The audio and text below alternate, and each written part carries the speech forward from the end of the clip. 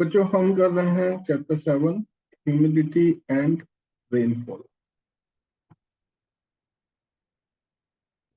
Humidity means presence of water in air and rainfall तो rain है ही।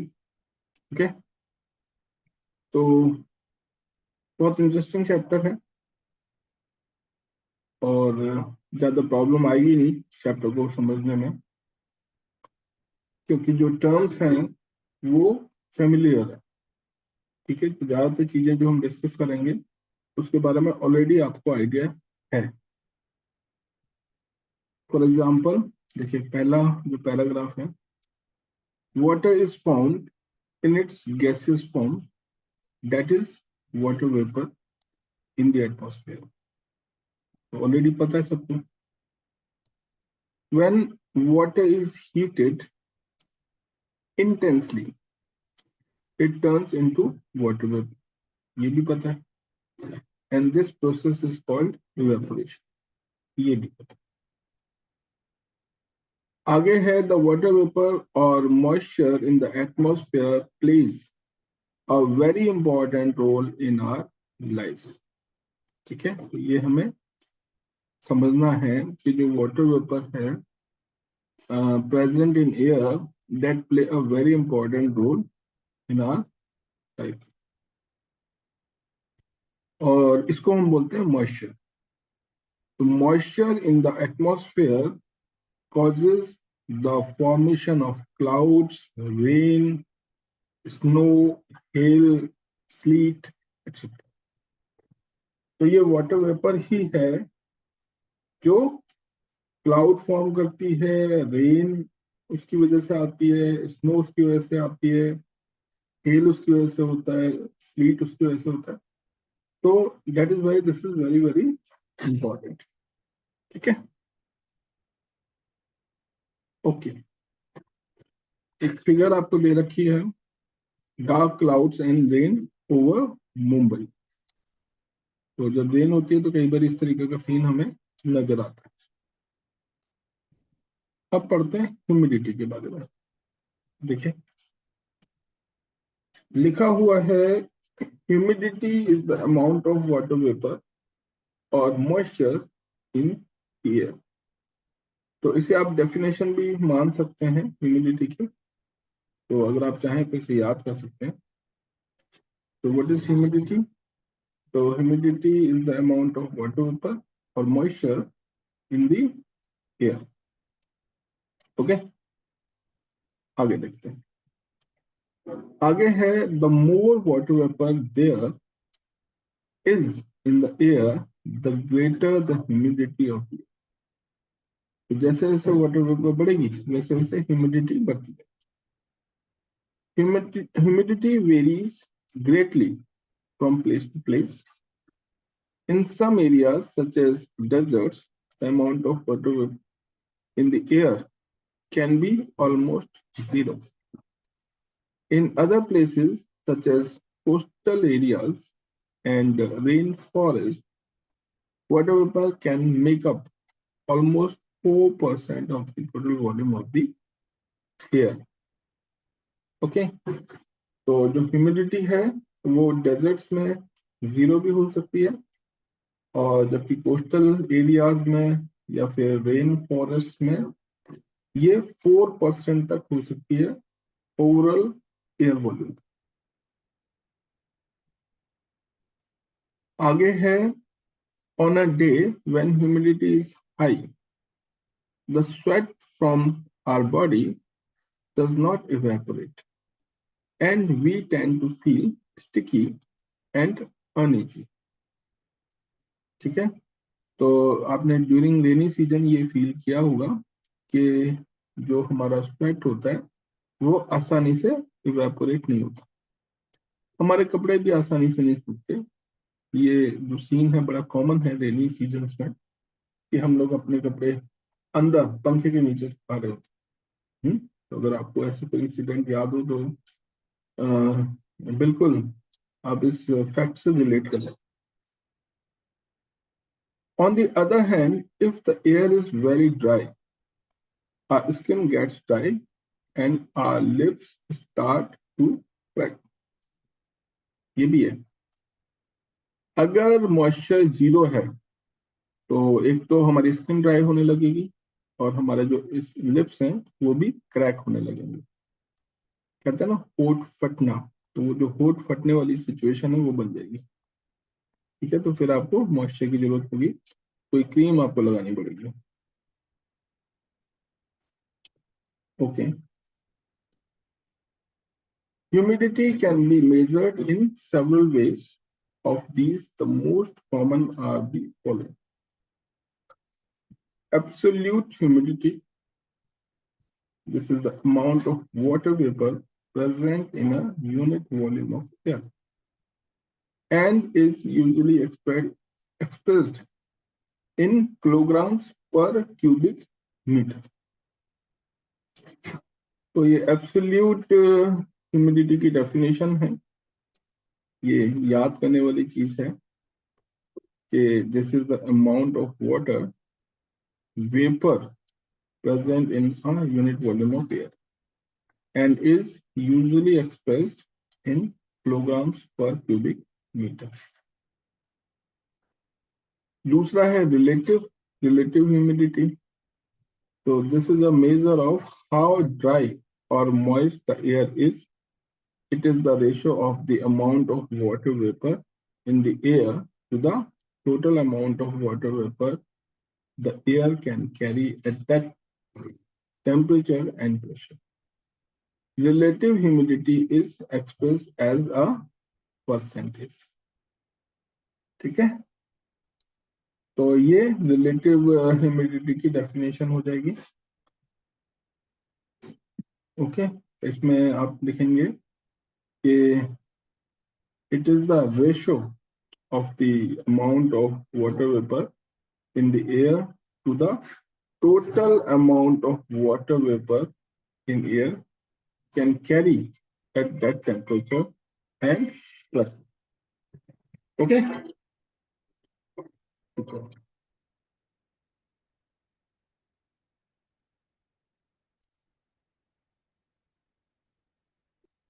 आगे लिखा है relative humidity is express as a percentage. तो जो रिलेटिव ह्यूमिडिटी है उसे हम परसेंटेज में एक्सप्रेस करते हैं. ओके, आगे देखते हैं आगे क्या है.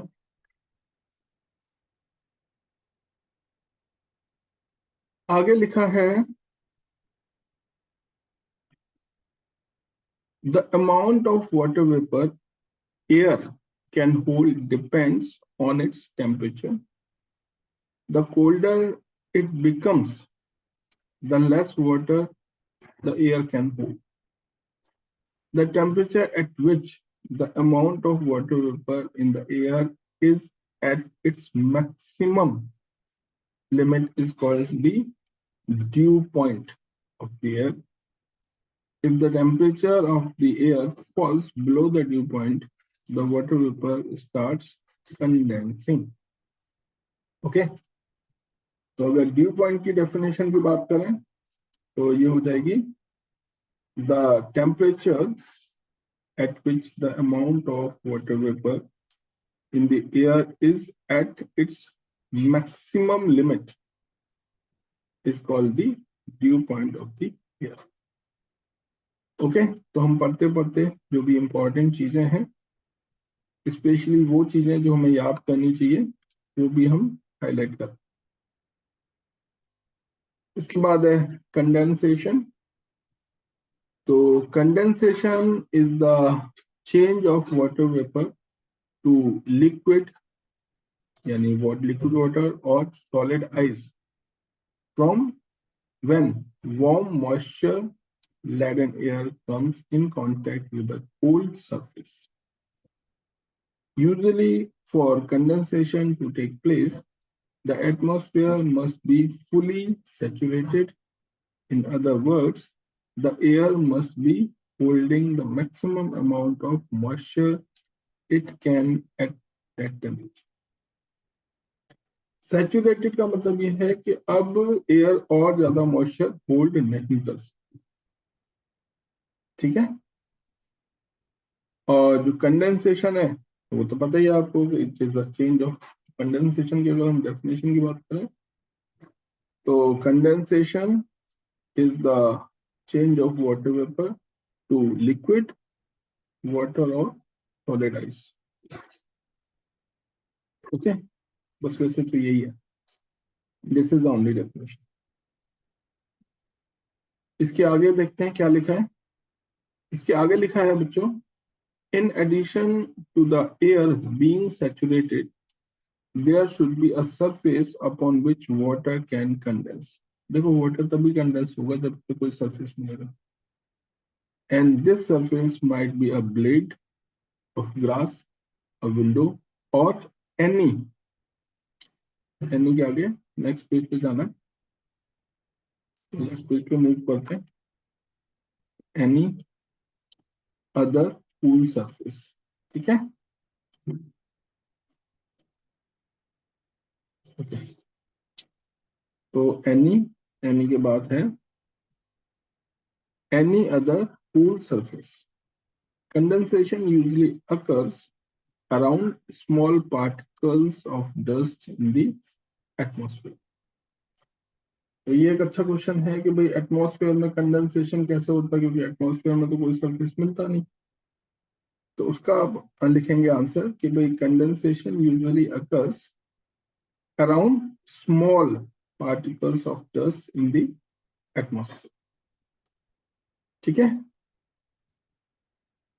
आगे देखते हैं, आगे लिखा है water vapour condenses to form dew, mist और क्लाउड्स, ठीक है।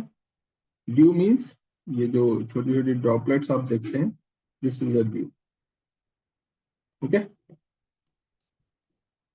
When saturated air comes into contact with a cold surface, dew or frost is formed, ठीक है। What is Frost? अगर ये जो ड्रॉप आप देख रहे हैं ये लिक्विड फॉर्म में, अगर ये आइस फॉर्म में हो तो फिर हम इसे फ्रॉस्ट बोलेंगे, और अगर लिक्विड फॉर्म में है तो इसी ड्रॉप को हम ड्यू बोलेंगे, समझ आया? So the difference between due and Frost is, due liquid form में ड्रॉपलेट है और फ्रॉस्ट आई फॉर्म में ड्रॉपलेट। क्लियर हुआ? ओके इसके आगे देखते हैं, इसके आगे लिखा है frost is formed due if the temperature is above 0 degrees Celsius and frost if it is below 0 degrees Celsius, क्योंकि 0 से ऊपर यानी वाटर है और 0 के नीचे चले गए यानी कि आइस। तो cooling of a larger layer of air near the ground may produce mist और fog, ठीक है। और अगर कूलिंग होती है एयर के अराउंड बड़े लेवल पे, और उस केस में हम इसे बोलते हैं फॉग या मिस्ट, धुंध जिसे कहते हैं। When condensation occur high up in the air clouds are formed. अच्छा क्लाउड्स जब बिल्कुल near the surface of the ground form होते हैं तब उसे हम फॉग बोलते हैं, जबकि high up in the air बोल होते हैं तब उनसे क्लाउड बोलते हैं। तो क्लाउड में भी वही कंडेंसेशन ऑफ वाटर वेपर है और फॉग में भी सेम, ठीक है। बस ये है कि सरफेस के नियर अगर कंडेंसेशन हो रहा है तो हम इसे फॉग बोल देते हैं, और अगर ऊपर इन द स्काई तब हम इसे क्लाउड बोलते हैं। Clouds are floating masses of super cooled water droplets and ice crystals. Each of these droplets of water is smaller than a grain of flour, and they are so light that they can float on air. When aeroplanes fly through clouds, the people inside feel them. They are inside a thick fog. ठीक है, आगे लिखा है there are three main types of clouds and they are cirrus clouds, stratus clouds and cumulus clouds. अब ये तीनों के जो टाइप्स हैं वो एक बार डिस्कस कर लेते हैं। जहां तक cirrus clouds की बात है, तो cirrus clouds are thin wispy clouds that streak across the sky, and they are found high up in the atmosphere and are made up of ice crystals. तो ये इसकी प्रॉपर डेफिनेशन हो गई cirrus clouds। Okay, तो एक important definition है, learning point of view से रखी जा सकती। इसके आगे देखते हैं, आगे क्या लिखा है, देखते हैं अगर पेज के नीचे कुछ है। नहीं, पेज के नीचे कुछ नहीं है, पेज के ऊपर ही चलते हैं। तो पेज के ऊपर पहले तो ये एक अलग से रेक्टेंगल बना हुआ है, ये तो एक्टिविटी है कोई, तो फिलहाल एक्टिविटी छोड़ते हैं। और स्ट्रेटस क्लाउड, तो जो स्ट्रेटस क्लाउड्स हैं वो क्या है?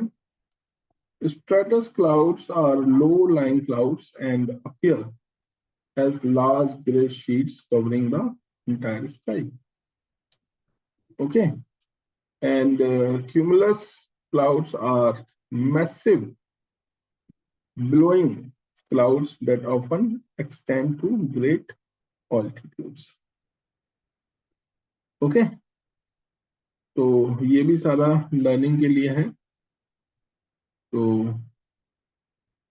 ये हो गया आपका स्ट्रेटस और ये हो गया आपका क्यूमुलस। ठीक है, फाइन। इसके आगे देखते हैं, इसके आगे क्या है। इसके आगे दे रखा है प्रेसिपिटेशन, यानी कि रेन। तो प्रेसिपिटेशन क्या है? When the amount of water vapor in the air becomes more than the capacity of the air to hold water, the condensed cloud droplets come down to earth as rain, snow, hail, sleet, etc. Condensed water falling in any of these forms from the atmosphere to the earth's surface is called precipitation. Okay, तो अगर precipitation की definition लिखने को आती है तो आप क्या लिखेंगे कि condensation, condensed water falling in these forms. तो दीज की जगह आपको ये सारे नाम लिखने पड़ेंगे। ठीक है, तो condensed water falling in any of the form like rain, snow, hail और sleet। these का मतलब ये है, तो आप these नहीं लिख सकते, आपको ये सारे लिखने पड़ेंगे। तो condensed water falling in any of the form like rain, snow, hail, sleet। ठीक है, आगे फिर from the atmosphere, आगे हाईलाइट कर देते हैं इसे, from the atmosphere to the earth's surface is called precipitation। तो ये प्रेसिपिटेशन की डेफिनेशन हो गई। इसके बाद precipitation is of different kinds. The main type of precipitation are rain, snow, sleet, freezing rain, and hail. The most important form of precipitation is rain. Rain takes place. Okay.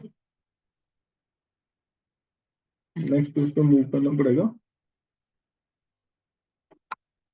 Rain take place, इसके आगे हमें पढ़ना है। ठीक है,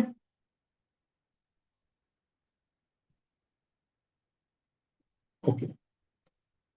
So rain takes place when drops of liquid water fall from the clouds to the surface of the earth.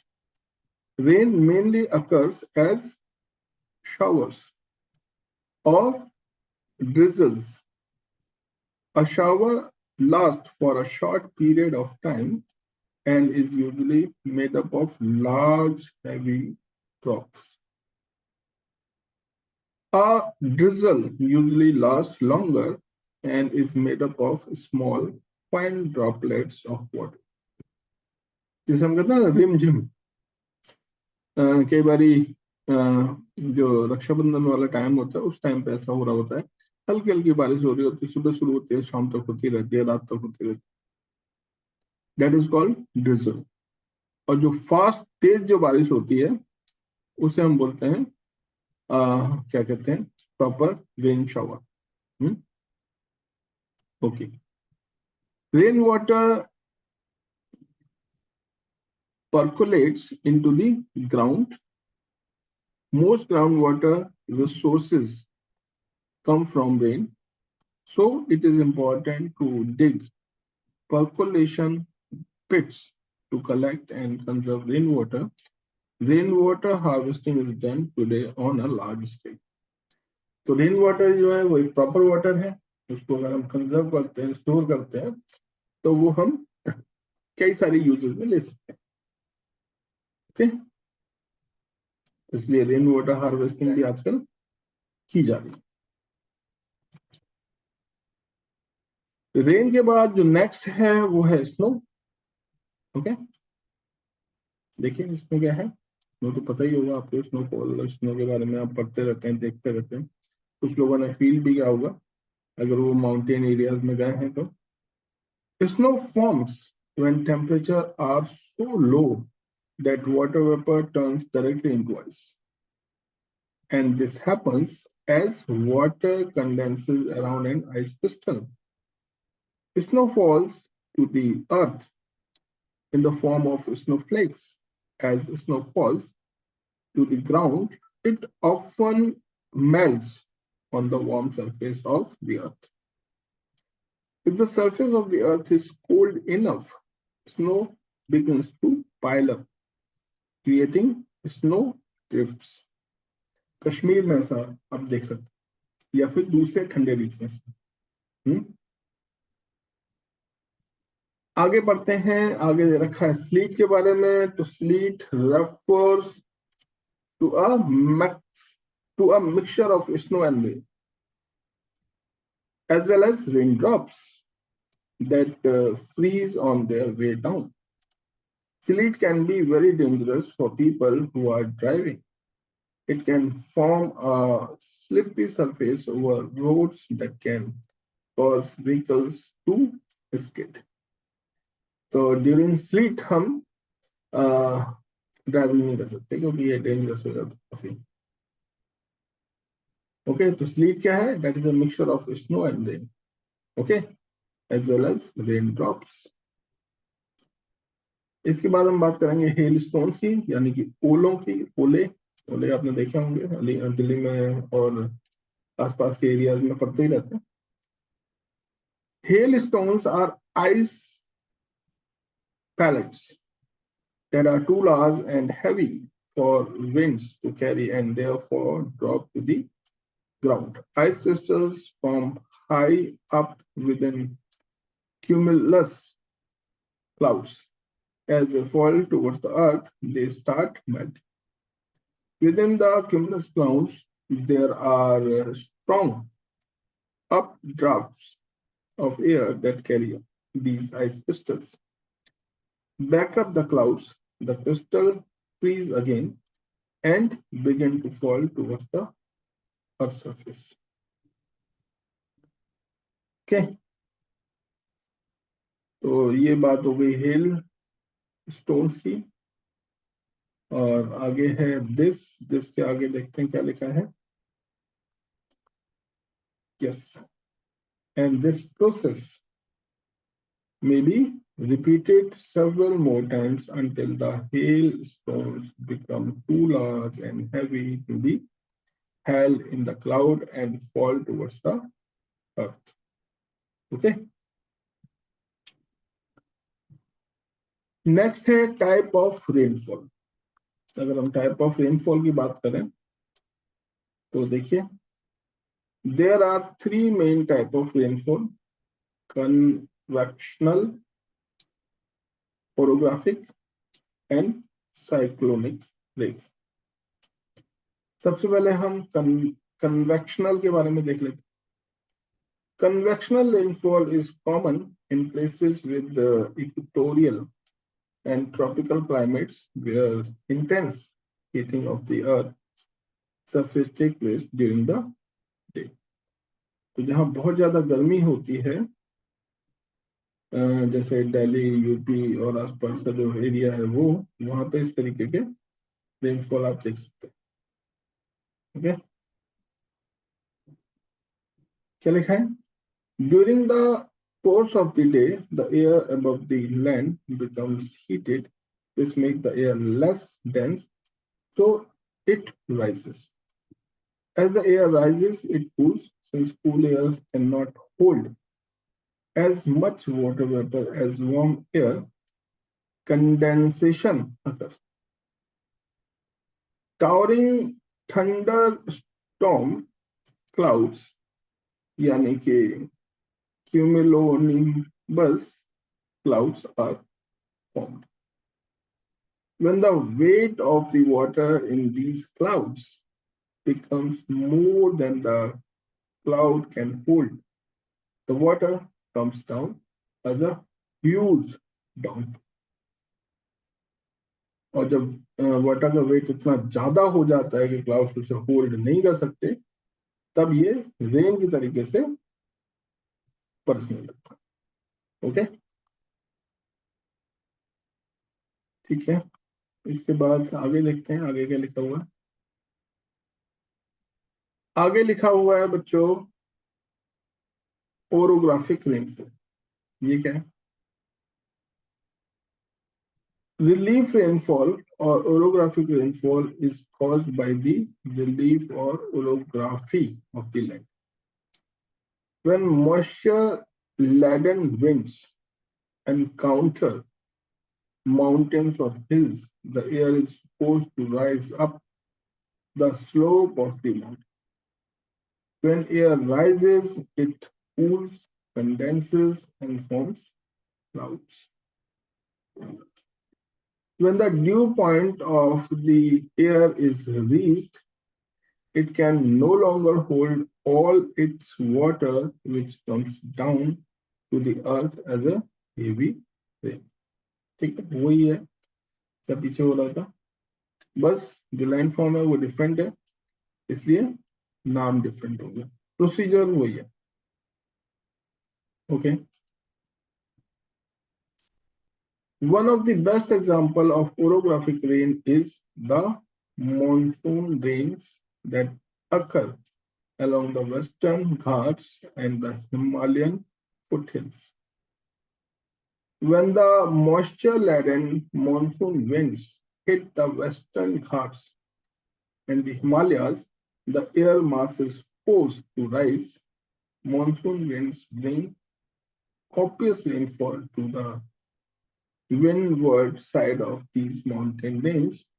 The areas which lie on the leeward side of the Western Ghats, like Coimbatore, get less rain, and this is called the rain shadow region. Okay, इसके आगे छोटा सा part और रहता है, क्योंकि अभी एक टाइप का रेनफॉल रहता है और वो है साइक्लोनिक और frontal rainfall. So this type of rainfall is more common in the tropical and temperate zones where the mixing of cold air with warm and moist air occurs. It is associated with cyclones in the tropical region and depressions in the temperate zone. तो क्योंकि cyclone से related है, इसीलिए इसे cyclonic बोलते हैं. क्या होता है, कैसे होता है, देखिए. When an area of low pressure or a depression is created, winds rush into the pocket of the low pressure from all sides. At times, there is a mixing of cold air masses with warm air masses within this low pressure system. ठीक है, जहाँ low pressure होगा वहां तो wind आएगी आएगी, ठंडी भी आ सकती है और गर्म भी आ सकती है। The point where the warm masses of air meets the cold air mass is called a front. When they meet, warm air, which is lighter, is forced to rise above the denser, heavier cold air. क्योंकि जो गर्म हवा होती है वो हल्की होती है, तो वो ऊपर उठती है, और जो ठंडी हवा है वो नीचे रह जाती है। आगे क्या होता है? आगे होता है, as the warm air is forced upward, it cools. When the temperature drops to below the dew point, when the air can no longer hold all its water, the water starts to condense and form clouds that cause rain. Such rain is called frontal or cyclonic rainfall. तो इस तरीके की जो rain है वो कहलाती है frontal या फिर साइक्लोनिक रेनफॉल। और इसके बाद ये लास्ट पैराग्राफ है, और ये कहता है कि rainfall is the major source of fresh water for water bodies on the surface of the earth. It is therefore essential for the survival of plants and animals. If the rainfall is too heavy, inundation and flooding take place. If it fails, then droughts occur. Okay, तो अगर rainfall to heavy है तो inundation और flooding वाली situation बन सकती है, और अगर ऐसा नहीं होता तो ड्रॉट वाली सिचुएशन बन सकती है। ठीक है, तो नेचर में हमें बैलेंस की बहुत जरूरत होती है, क्योंकि जहां भी हमारा बैलेंस डिस्टर्ब होता वहीं हम प्रॉब्लम में आ जाते हैं। ठीक है, तो बच्चों रीडिंग वाला पार्ट ये यहाँ खत्म हो गया, और हम अपने वीडियो को भी यहाँ यहीं खत्म करेंगे। नेक्स्ट वीडियो में हम यहाँ ग्लोसरी से स्टार्ट करते हैं। ओके, तो तब तक आप इसे 2-4 बार देखिए, इस चैप्टर को थोड़ा समझने की कोशिश करो, और जब थोड़ा समझ में आता है तो नेक्स्ट वीडियो में आप ग्लोसरी से स्टार्ट कर सकते। Okay, thank you very much.